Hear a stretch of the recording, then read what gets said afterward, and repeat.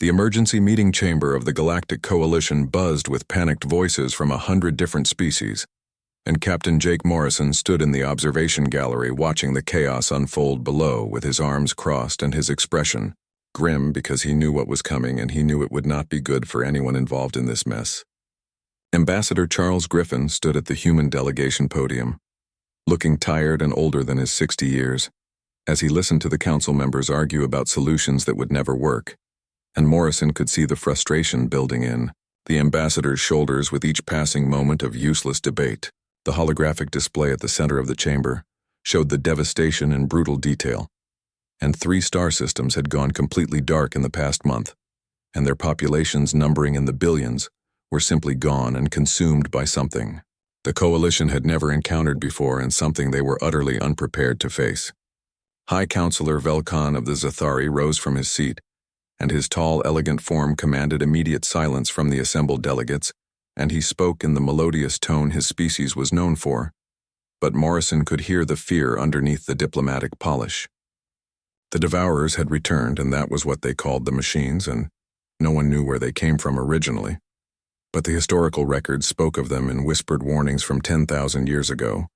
and back then they had consumed half the galaxy before mysteriously going dormant, and now they were awake again and hungry. Morrison watched as Velkan proposed diplomatic contact, and the idea was so absurd that Morrison almost laughed out loud. But he held his tongue because humans were still the newcomers here, and still not fully trusted by most of the elder species, who saw them as violent and unpredictable children playing with weapons they did not understand. Dr. Elizabeth Warren stood beside Morrison in the gallery,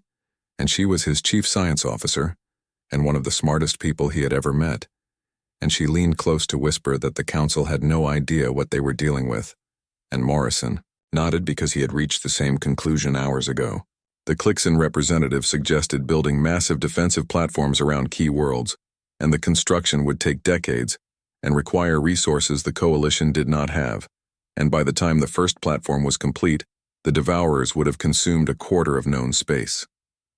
Commander Lisa Hayes joined them in the gallery, and she handed Morrison a datapad with the latest intelligence reports, and the news was worse than expected, because the Devourers were not just consuming matter, but learning from each engagement, and adapting their tactics and defenses with terrifying speed. Griffin finally requested permission to speak, and Velkan granted it with obvious reluctance because the elder species still viewed humanity as barely civilized warmongers, who had only stopped fighting each other long enough to join the Coalition, and who would probably return to their savage ways given half a chance. The ambassador's voice carried clearly through the chamber as he pointed out the obvious truth that everyone else was dancing around, and the Coalition military was designed for peacekeeping and border disputes and small-scale conflicts between member worlds, and it had never faced an existential threat like this, and it was not equipped or trained or mentally prepared for total war. Morrison saw several delegates bristle at the implication, but none of them could argue with the facts, and their weapons followed strict ethical guidelines, and their ships prioritized efficiency over combat capability, and their soldiers had never seen real warfare and the kind that meant fighting for survival without rules or mercy, or any guarantee of tomorrow. Griffin continued, and his tone was careful but firm, as he reminded the council that humanity had different experience,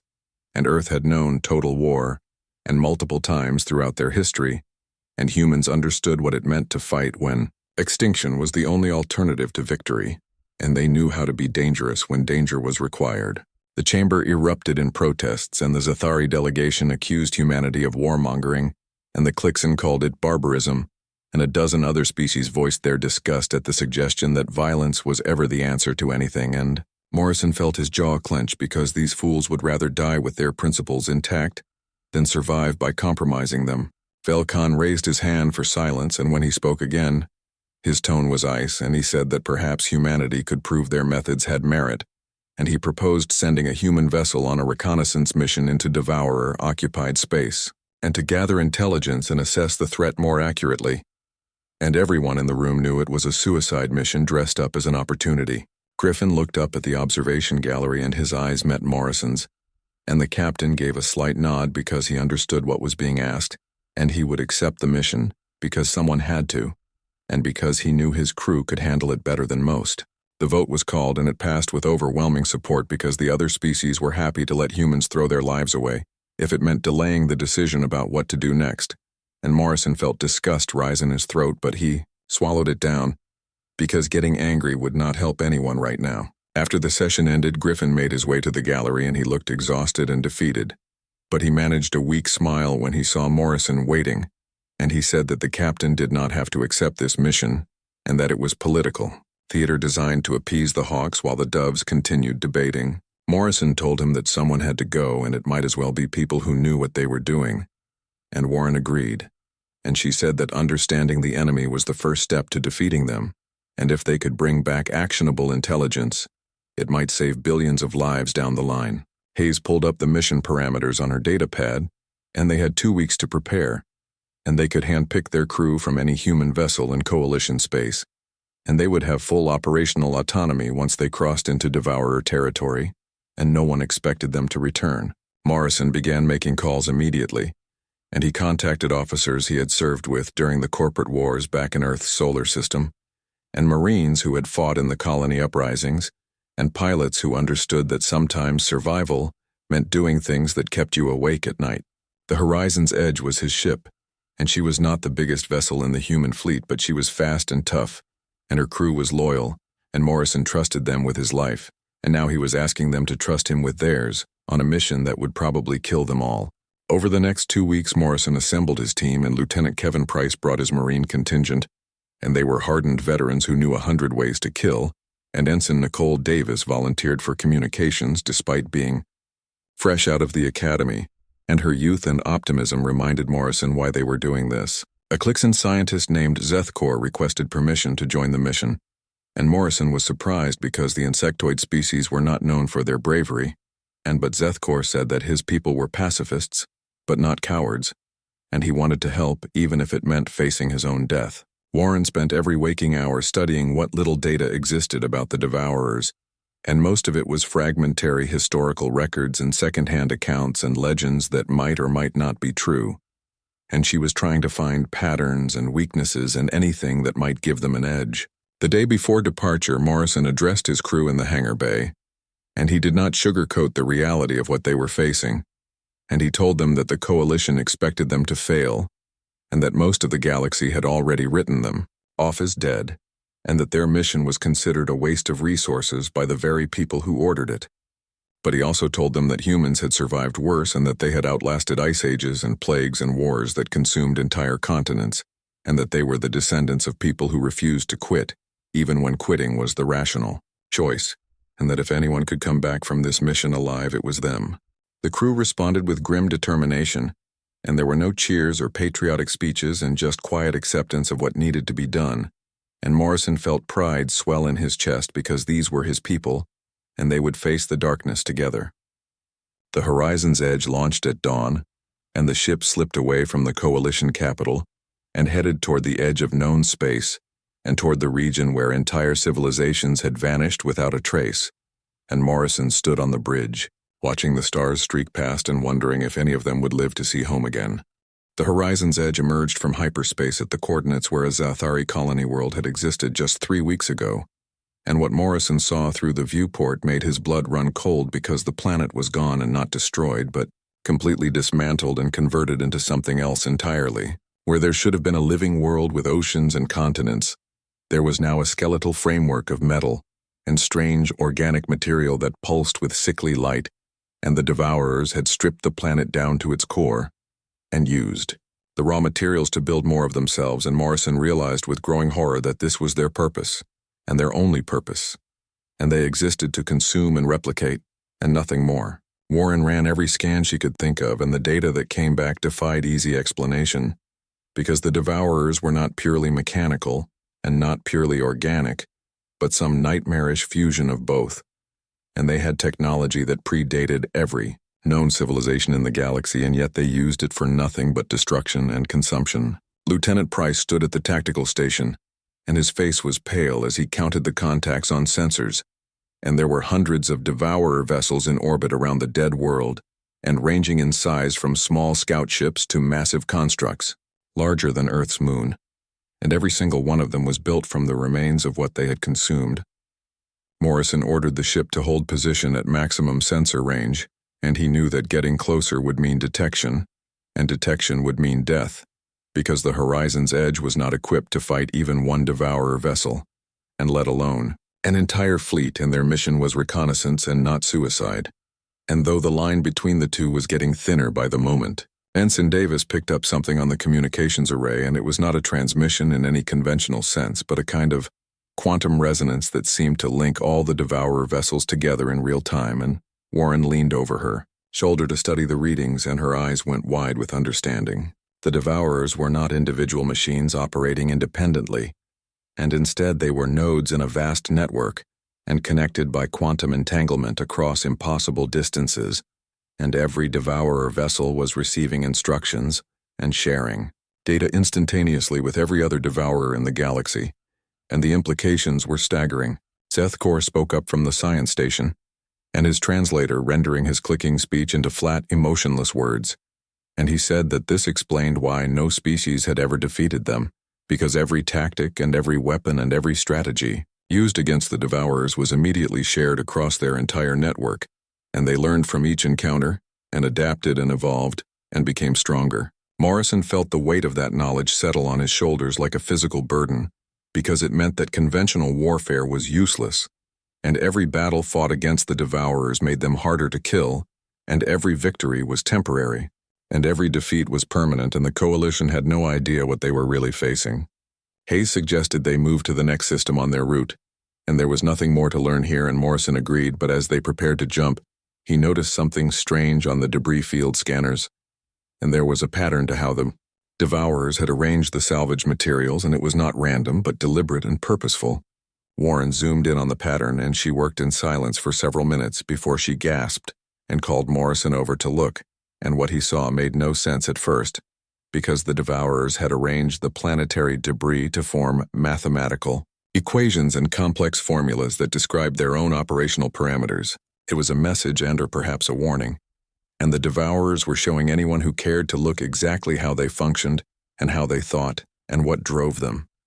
And it was as if they wanted to be understood even as they consumed everything in their path, and Warren said quietly that perhaps they were once something more than just machines.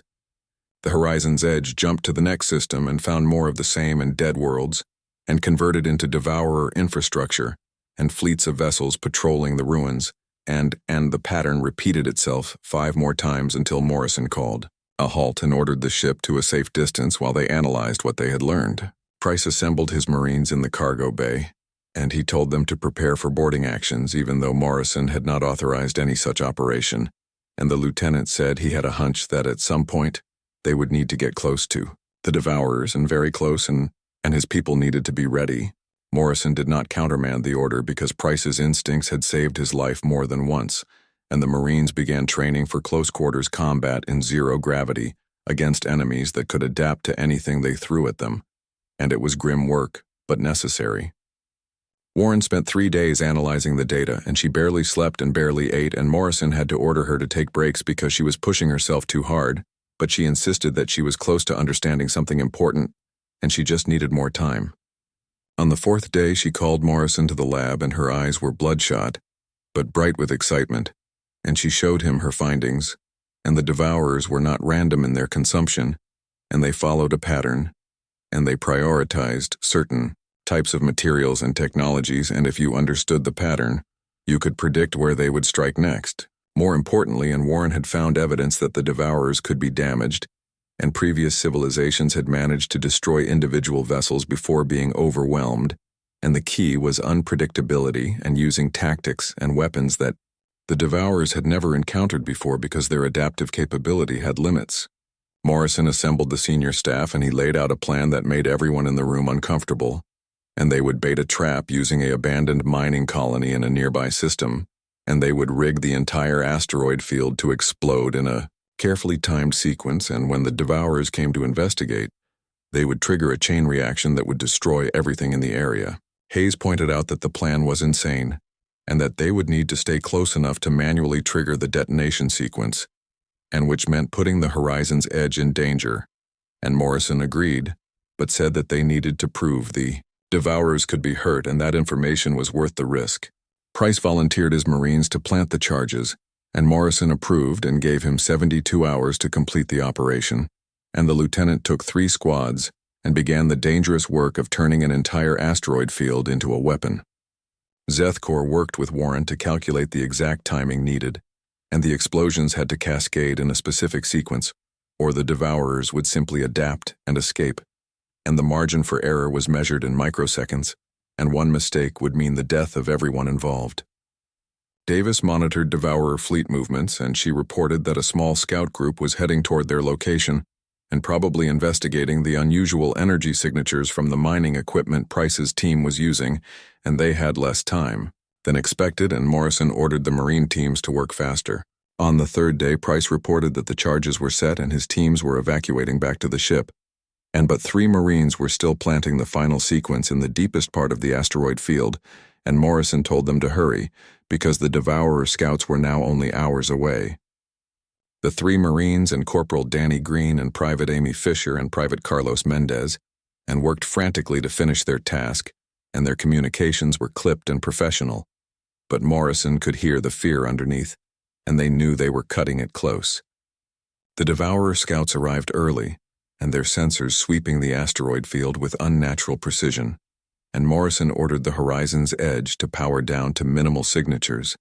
and praying they would not be detected, and the 3 Marines went silent and hiding among the asteroids and waiting for extraction. Price wanted to go back for them, and Morrison said no, and they had to wait for the right moment, and Hayes monitored the Devourer movements and looking for an opening, but the scouts were thorough and methodical, and they were searching every asteroid and every piece of debris. Green's voice crackled over the comm and quiet and urgent, and he said they were detected, and that Devourer drones were moving toward their position, and he asked for permission to detonate early and to take the scouts with them, and Morrison felt his heart clench because he knew what that meant. Morrison gave the order, and his voice steady despite the rage and grief building in his chest, and Green acknowledged and told Fisher and Mendez it had been an honor.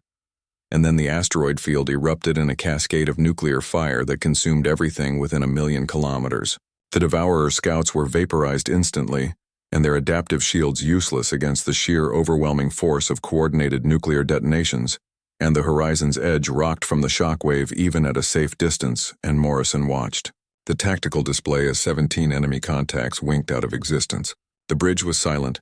and Price stood with his head bowed and his fists clenched, and Warren had tears streaming down her face, and Hayes just stared at the empty space where 3 brave people had been alive moments before, and Zethkor made a keening sound that his translator. The Coalition Council chamber erupted into chaos when Ambassador Griffin presented Morrison's request, and half the delegates were shouting about war crimes, and the other half were arguing about survival, and Velkon sat in his seat, looking older than his 300 years, and knowing that the decision they made today would define the galaxy's future. Griffin stood at the podium and waited for the noise to die down, and when he finally spoke, his voice carried the weight of someone who had seen too much death and understood that more was coming regardless of what anyone in this room decided. He told them that humanity had a saying, and that sometimes you needed monsters to fight monsters, and the Zathari delegation gasped in horror, because the idea was antithetical to everything their civilization stood for. But Griffin pressed on, and reminding them that their civilization would not exist much longer if they did not adapt. The vote took 6 hours of debate, and species after species stood to voice their objections, and the Clixon said it violated every principle of civilized warfare, and the methodical unity said it would make the coalition no better than the Devourers, and a dozen others echoed similar sentiments, but in the end fear won out over principle. The measure passed by a narrow margin, and humanity was granted limited authority to prosecute the wars they saw fit, and with the understanding that they would be held accountable for their actions once the crisis was over, and Griffin accepted the terms, even though he knew that accountability was just a polite fiction to make the other species feel better about unleashing Earth's capacity for violence. Morrison received the authorization while the Horizon's Edge was docked at a coalition supply station,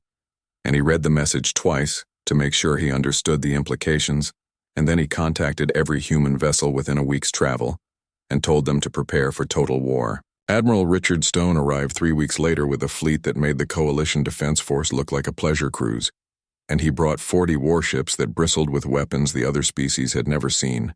and railguns that could punch, through a planet and missile batteries loaded with nuclear warheads and stealth corvettes designed for hit-and-run attacks. Stone was a legend in human military circles, and he had commanded Earth's defense during the Mars Rebellion and won battles that should have been impossible, and his face was carved from granite,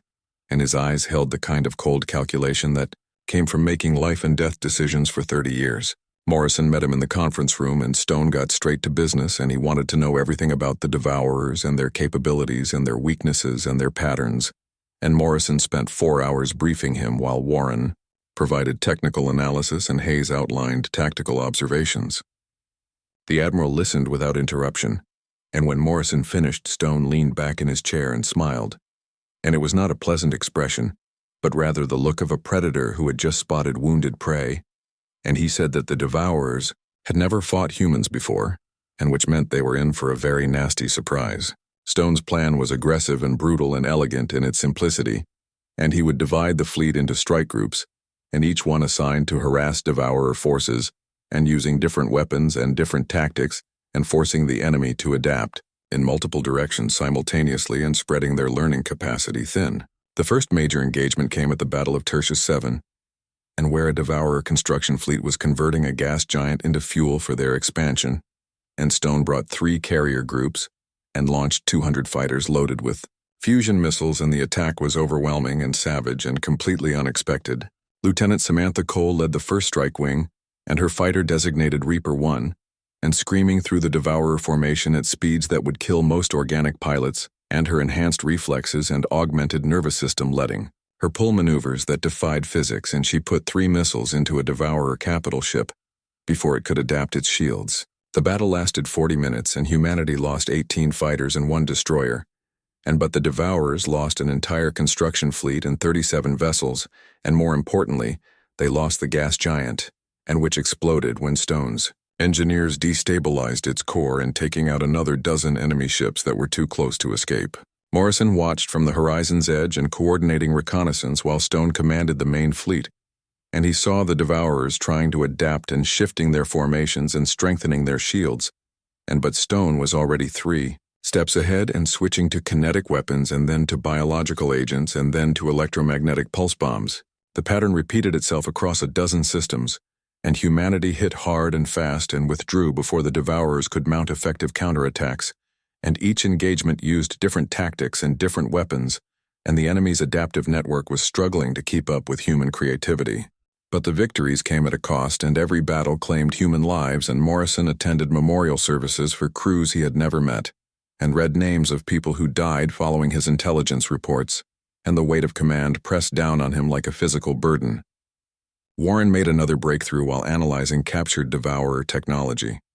and she discovered that their quantum network had a central hub, and somewhere deep in unexplored space, and the hub coordinated all Devourer activity and transmitted updates and received data from every vessel simultaneously, and if they could find it and destroy it, they might shut down the entire network. Stone called a meeting of all senior commanders, and he laid out the implications, and finding the hub would require a deep penetration mission into Devourer territory, and probably a one-way trip for whoever went, and destroying it would require firepower they might not have, but doing nothing meant fighting an endless war of attrition. The turning point came at Kepler Station and a massive coalition facility that the Devourers had captured and converted into a forward operating base, and Stone decided it was time to show the galaxy what humanity could do when survival was at stake.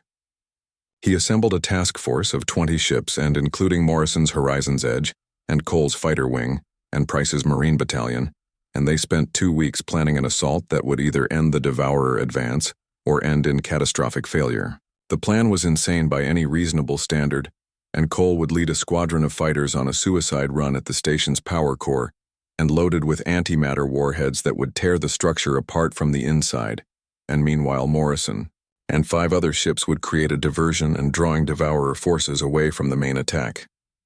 Price's Marines would deploy to the station's outer hull and plant charges that would disable the defensive grid, and giving Cole's squadron a clear approach, and it was coordination on a level that required perfect timing and absolute trust, and one mistake would kill everyone involved. The night before the assault, Morrison found Warren in the lab, and she was running simulations and trying to calculate their chances of success,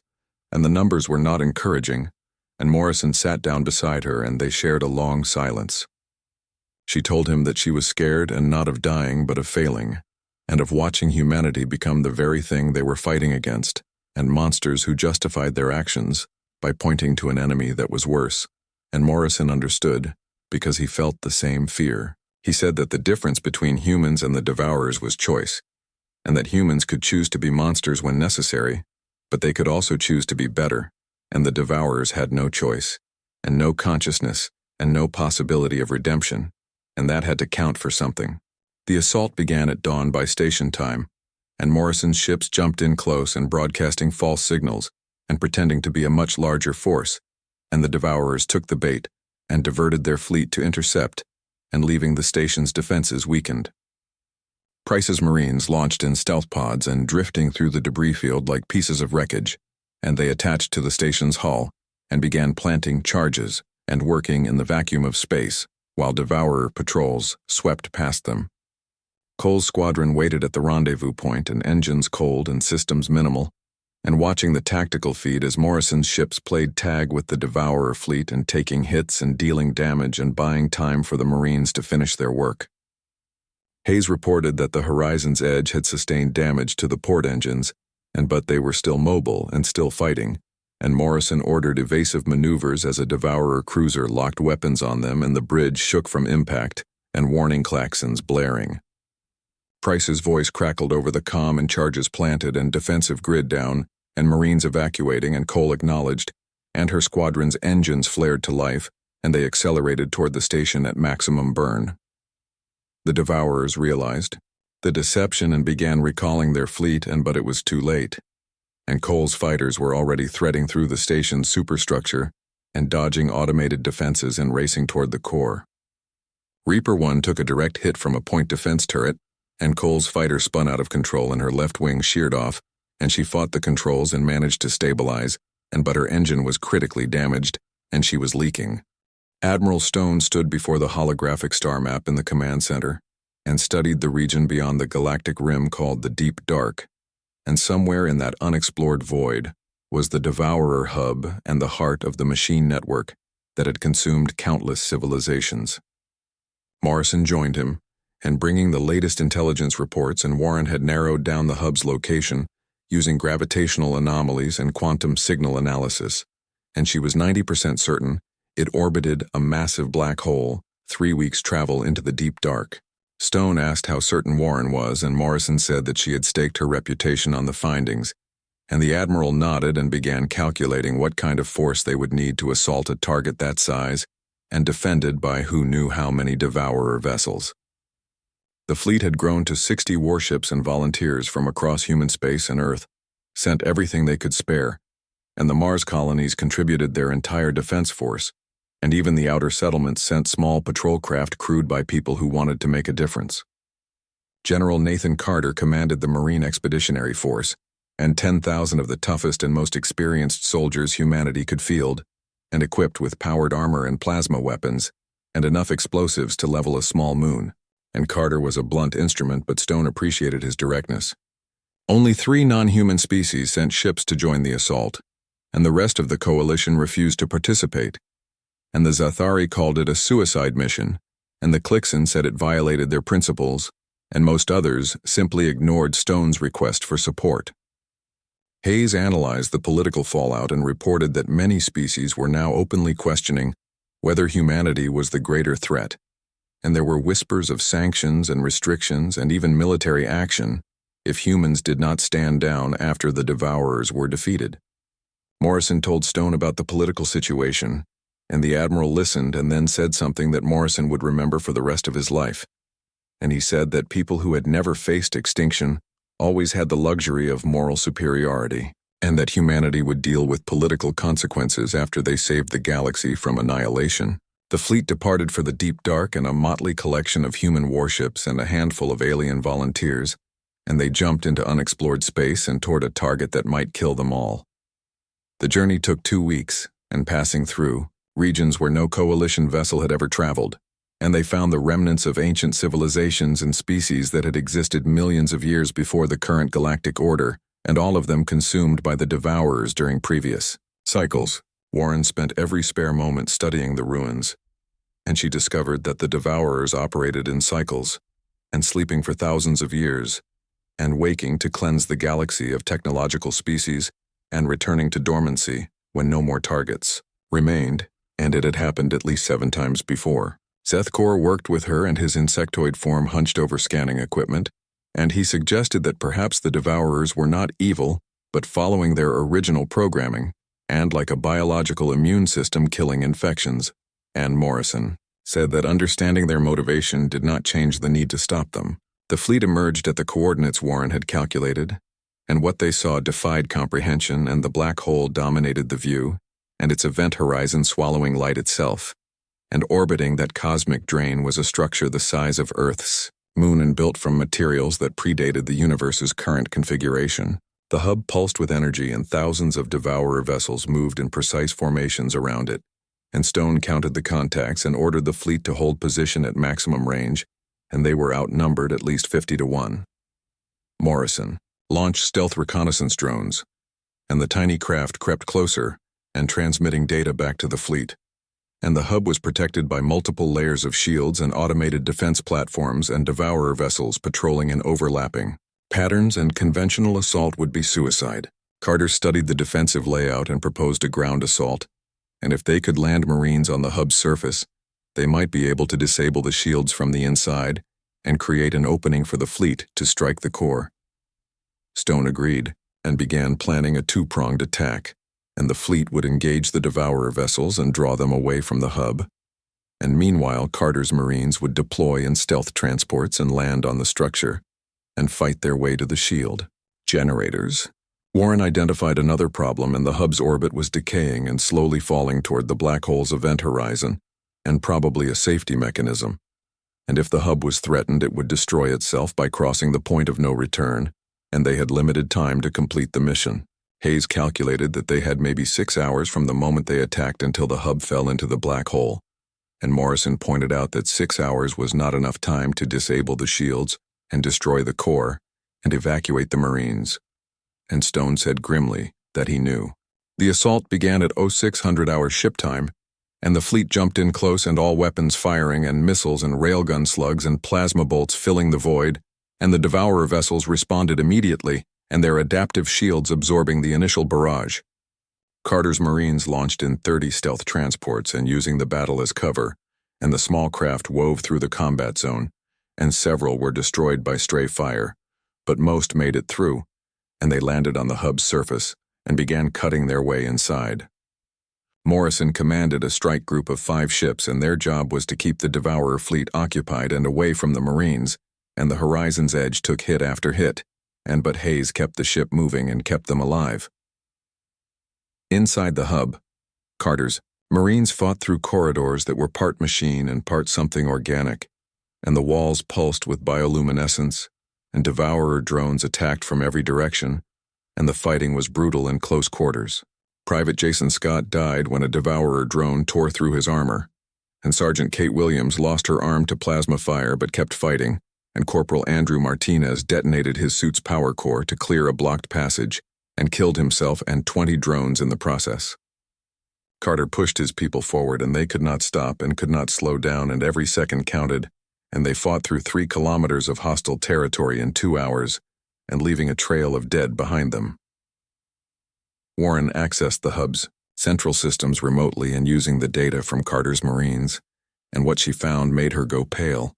and the hub was not just a control node, but a memory archive, and it contained the uploaded consciousnesses of the species that created the Devourers. The builders had been a civilization so advanced they achieved digital immortality, but they feared being surpassed by younger species, and their solution was to create the Devourers and to ensure no other species would ever rise to challenge their legacy. And then they uploaded themselves into the hub and went dormant. Morrison asked if they could be reasoned with, and Warren said no. And the uploaded minds had degraded over millions of years and become corrupted and insane, and they were no longer capable of rational thought, and only the base directive remained, and consume and cleanse and repeat forever. Carter reached the shield generators, and his Marines planted charges while fighting off waves of Devourer drones, and he reported that they could bring down the shields, but someone needed to stay behind to manually trigger the detonation, and the remote systems were too heavily encrypted. Stone ordered him to complete the mission, and Carter acknowledged and selected 3 volunteers to stay behind, and Lieutenant Frank Palmer and Sergeant Rachel Kim and Private Victor Cruz, and they would hold the position and trigger the charges and die when the hub fell into the black hole. Hayes reported that the hub's orbit was decaying faster than expected, and they had maybe 3 hours and not 6, and Stone ordered the fleet to intensify their attack and to draw every Devourer vessel away from the hub. Morrison realized that destroying the shields was not enough, and someone needed to access the hub's core and reprogram the base directive and put the Devourers back to sleep instead of just destroying one node, and Warren said she could do it, but it would require her to stay on the hub and complete the upload manually. The captain refused and said they would find another way, and Warren looked at him with sad eyes and told him there was no other way, and that she had already started the process,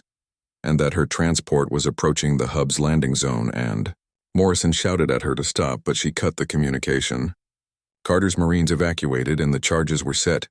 and Palmer and Kim and Cruz stayed behind and their voices calm over the comm as they waited for the order, and Stone watched the tactical display and calculated the exact moment when the hub's destruction would cause maximum damage to the Devourer fleet. Warren landed on the hub and accompanied by 2 Marines who volunteered to protect her, and they fought through corridors that Morrison watched helplessly from the horizon's edge,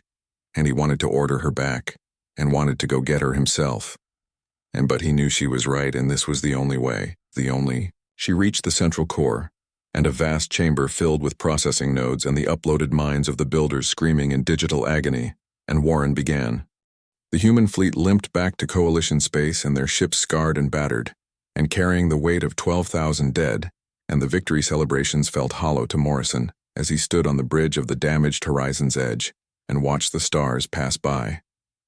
Admiral Stone called a meeting of all surviving senior officers, and they gathered in the conference room of his flagship, and nobody spoke about the triumph, and instead they compiled lists of casualties and calculated repair costs, and tried to process what they had done and what it had cost them. Ambassador Griffin met them at the Coalition Capital Station, and his face was drawn and tired, and he reported that the political situation was complicated, and many species were grateful for humanity's sacrifice, but others were terrified of what humans had become and of what they were capable of. The Galactic Council convened a special session, and Morrison attended alongside Stone, and they stood before the assembled delegates,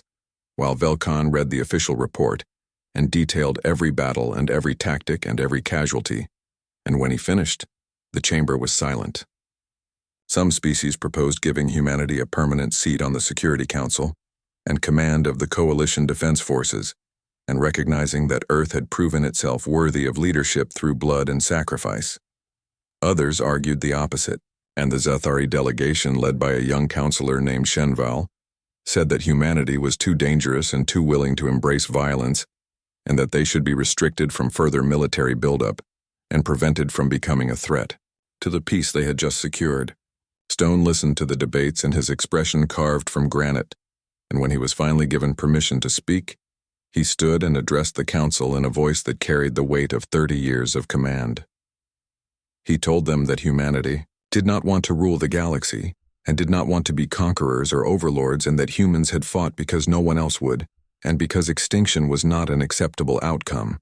and that if the council wanted to punish Earth for saving them, then they should go ahead and try. The chamber erupted, but Stone was not finished, and he said that humanity had lost 12,000 people,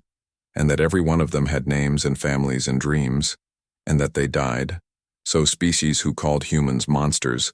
could continue existing and continue debating ethics from the safety their sacrifice had purchased. Griffin stepped in before the situation escalated further, and he proposed a compromise, and humanity would establish a training academy to teach Coalition species the harsh lessons Earth had learned, and not to make them ruthless, but to give them tools to defend themselves without always relying on human intervention. Velcon considered the proposal and consulted with other delegates, and after hours of closed-door negotiations, the council agreed, and the Coalition Defense Academy would be established, and with Morrison as its first commandant, and it was meant to be a 5-year posting. Morrison accepted because he did not know what else to do, and he could not return to active duty, and could not face commanding more people to their deaths. And teaching seemed like a way to honor the fallen, and to ensure their sacrifice meant something. President Sarah Mitchell of the United Earth government contacted Stone and offered him any position he wanted in command of Earth's entire military, or a seat in the government or retirement with full honors, and Stone refused everything except one request. He asked for permission to build a memorial, and a place where the names of everyone who died fighting the Devourers would be recorded and carved in stone that would last 10,000 years, and Mitchell approved immediately and allocated funds and resources. The memorial was built on Earth in the Rocky Mountains, and in a valley where the air was thin and clean and the stars were bright at night, and Stone personally oversaw the construction and ensuring every name was spelled correctly and every rank was accurate. On the day of the dedication, Morrison stood beside Stone and they looked at the wall of names that stretched for half a kilometer, and somewhere on that wall were Elizabeth Warren and Samantha Cole, and Danny Green and Amy Fisher and Carlos Mendez and 12,000 others who would never go home. Stone gave a speech that was broadcast across human space, and he said that humanity had answered the universe's call and had become monsters because monsters were needed, but he warned that they must never forget the cost and must never let violence become their first choice instead of their last resort. Morrison spent 6 months on Earth before returning to the Coalition capital to begin work at the Academy, and he used that time to visit families of the fallen and to attend memorial services and to try to process the trauma that sat heavy in his chest. He met Cole's mother in Seattle, and she was a small woman with kind eyes who told him that her daughter had always wanted to fly, and that dying in space was probably what she would have chosen if given the option, and Morrison did not know if that made it better or worse. Green's parents were farmers in Kansas, and they showed Morrison pictures of their son as a child, and told stories about his sense of humor and his love of old movies. And Morrison sat in their kitchen and drank coffee, and wondered how they could smile while talking about their dead boy. Warren's family was harder, and her sister blamed Morrison for not stopping her, and her father said nothing and just stared at him with hollow eyes, and Morrison accepted their anger, because he blamed himself too. The Coalition Defense Academy opened, with 17 species represented in the first class of cadets, and they were all volunteers, and all willing to learn from humanity's dark expertise, and Morrison stood before them on the first day and felt the weight of responsibility. He told them that the galaxy had needed monsters to survive the Devourers, and that humanity had answered that call, but the real challenge was knowing when to be monsters and when to be something better, and that was what the Academy would teach them. The curriculum was brutal, and cadets learned tactics that made many of them uncomfortable, and they studied Earth's military history and learned about total war and nuclear weapons and orbital bombardment and the awful calculus of acceptable losses. But Morrison also taught them about restraint and about the importance of knowing when violence was justified and when it was just revenge, and he made them read philosophy and ethics and required them to debate the morality of the tactics they learned. Admiral Stone took command of the Coalition's new rapid response fleet and a force of 30 warships designed to handle threats before they became existential. And it was smaller than what he commanded during the war, but it was a recognition that humanity's role was to be guardians and not conquerors. The fleet responded to 12 crises in the first year, and border disputes and pirate attacks, and one incident where a rogue AI threatened a colony world, and Stone handled each situation with precision and overwhelming force when necessary, but he always gave enemies the chance to surrender first. Griffin remained as Earth's ambassador, but the job changed and humanity was no longer the newcomer species, and now they were the combat veterans, and the species others looked to when danger threatened, and the political landscape shifted to accommodate that reality. Some species embraced the change, and the Clixons sent their best soldiers to train at the Academy, and the methodical unity requested human advisors for their defense planning, and diplomatic relationships deepened through shared purpose. Others remained wary, and the Zathari maintained their distance, and Shenval gave speeches warning about the dangers of militarization, and there were always delegates who voted against any proposal that strengthened human influence. Morrison understood their fear because he felt it too, and he saw how easily violence became the solution, and how quickly the exceptional became routine, and he worked to ensure his cadets understood that military power was a tool and not a purpose. In the second year of the academy, a human colony on the frontier was attacked by raiders from a neutral species, and the colony's defense force responded with overwhelming firepower and destroyed the raider fleet and pursued them to their homeworld and bombarded their shipyards from orbit. The incident caused a diplomatic crisis, and the raiders' government protested to the coalition and claimed the response was disproportionate, and Griffin had to defend humanity's actions while privately telling the colony governor that they had gone too far. Morrison was called to testify before the council, and he explained that the colonists were following training protocols and that proportional response when dealing with pirates meant ensuring they could not attack again, but he acknowledged that pursuing them to their homeworld crossed a line. The council issued a formal reprimand and required all human defense forces to undergo additional training in rules of engagement, and Morrison implemented the changes, but he also noted that the raiders had not attacked any human colonies since. President Mitchell faced growing pressure from Earth, and some factions wanted to withdraw from the coalition and tired of being judged by species who had never faced real threats, and others argued for deeper integration and taking on more responsibility for galactic security. Stone gave a speech at the memorial on the 3rd anniversary of the Devourer War's end, and he spoke about the balance between strength and restraint, and between capability and wisdom, and he said that